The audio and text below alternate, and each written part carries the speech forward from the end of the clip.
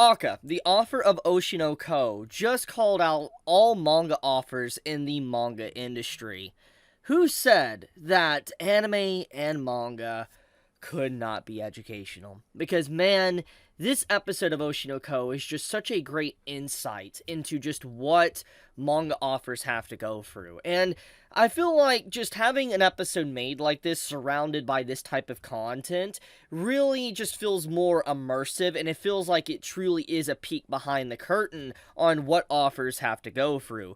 When you see these characters throughout this series basically discussing what authors put themselves through, the pressures they face when they become very popular, the pressures when they're not popular, to the weekly deadlines and how, assistants, have to also meet, these deadlines as well alongside the author, to just also, having to worry about, juggling different things on the side, either an anime project, your manga, to maybe other little things and illustrations that the magazine asks from you. It's just like this episode of Oshi no Ko legitimately just gives so many little details that honestly just blows my mind. It's actually incredible, just legitimately how educational this episode is. And for one, I will say that this content within the series was in the manga, but just having it displayed with actual voice acting, music, and everything just elevates this content to like a whole new level. Like, it just, to the background, like sound effects, everything, just see, like showcasing like the loneliness of this author as well, the author of Tokyo Blade, and how they have pushed everyone away just to continue writing their series. It's so fascinating, man. And I cannot help but just admire just the nice transparency that not just Aka and Mengo have done with Oshi no Ko, but for the animators, the staff that's obviously working on this project here, to allow this to remain transparent, but also to elevate it to a new level. Because with last episode basically showcasing the difficulties of production, and just how, like, when someone is the storyboarder or having to produce something in an anime format or a theater format, whatever, there might have to be changes. But the thing is, it's a give and take, and it's just more or less just trying to, help each other out. And, the staff that works on the said project never necessarily come from a place of wanting to disrespect the work, etc. They want to honor the authors, etc., because they probably are mega fans of them. And so in this case, we've seen just a nice perspective on not just, let's say, the production of anime, but also the production of manga itself. And just seeing like the comments that Aka made as well towards authors in this episode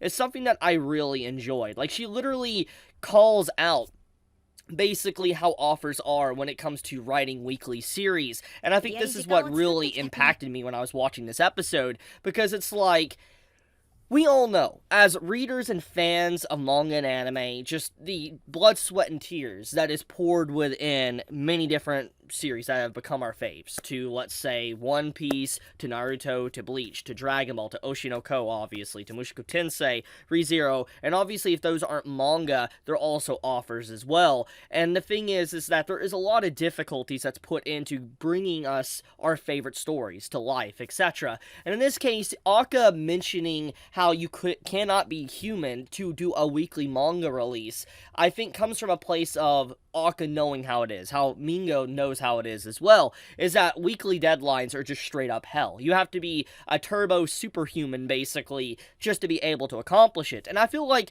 in a lot of ways, the way this episode showcases this dialogue, it's more or less a comment on the industry, but also a comment on just how authors that are able to continuously produce weekly chapters with basically minimum breaks at all for years at a time, they are just something way beyond a human's capability. And instantly when I heard this dialogue, I was just like, this reminds me of Oda. Like, it straight up does remind me of Oda-sensei that writes One Piece, because it's like, this man's been writing One Piece for like, oh man, 20 plus years now, like 25 years, somewhere around in there. Like, he's been ongoing, basically non-stop, pretty much barely any breaks for 20 plus years. He takes a break here and there, but overall it's never an extendedly long break. He just continuously is able to pump out chapters and all that, and it's absolutely a wild feat. It is a very wild feat, and it makes a lot of sense when you see stuff like this from Aka mentioning it, why a lot of authors look up to Oda, because Oda is just this it's not the fact that he has the #1 manga series within the magazine or in Japan, but it's the fact that Oda is able to continuously remain consistent for so many years, decades even,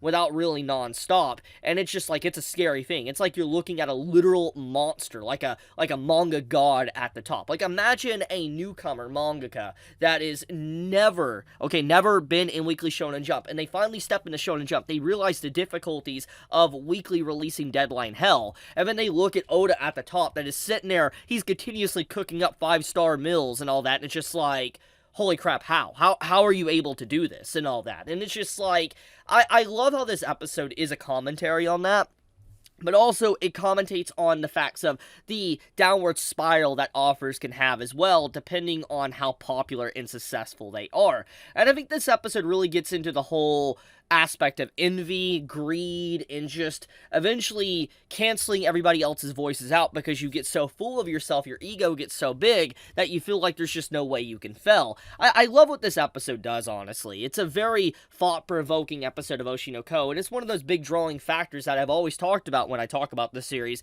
is why I love Oshi no Ko, is because it does get you to think. It isn't just, surface level stuff. There is some depth here that you can really dive into and just notice. And obviously there is definitely going to be watchers that dive into Oshi no Ko, and they're probably never going to look too deep into some of these elements or themes that are showcased within this episode, which is completely fine. You can look at it surface level, but for those that want to dive into the well itself, you can definitely see just what's going on here. And this whole aspect here with, the offer pushing away assistance and stuff and being all isolated and by themselves, it very much reminds me a lot of Togashi. Now, I know Togashi's circumstances are a little bit different because we don't know the full background, etc. But Togashi, the author of Hunter x Hunter, he was always someone that really didn't have any assistance, anyone to really help him. And so seeing this situation with the Tokyo Blade offer, it's more or less, it feels like a commentary on Togashi's state and how he just didn't have a lot of people helping him out. And a lot of reasons could come down to pride and ego. And in this case, that's what the Tokyo Blade offer was doing here,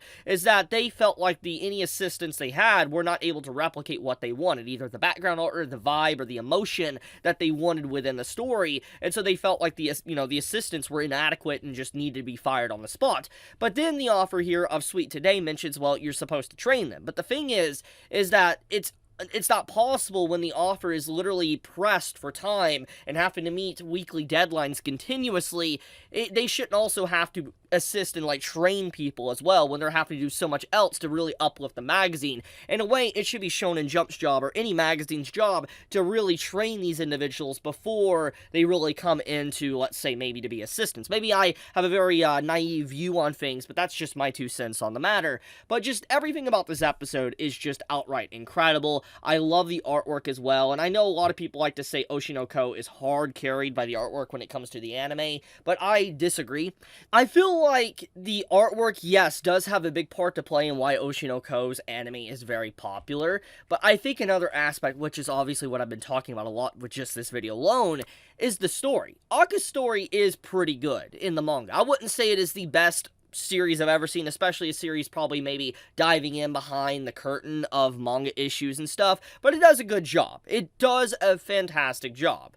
But the thing is that the anime elevates that content and that story to a different level that is just, you cannot see the same within a manga. I could not imagine being, Aka or Mingo sitting back and watching this show week by week when it comes out and just seeing what they do to my, my series and just how they make it even better than what its original source is. And I would be so happy and I'd be giddy and smiling if I was the author, if I got to see my work turn into something as magical and amazing as Oshi no Ko's anime is, because they have really made the plot points and story just so much more cohesive and understandable in the anime format than maybe the manga. Maybe it's because of the voice acting and the audio cues to the music, etc., that it is able to bring it to life, but whatever the case may be, the anime is definitely the best product and the best version of Oshi no Ko, hands down. That is in the discussion right there.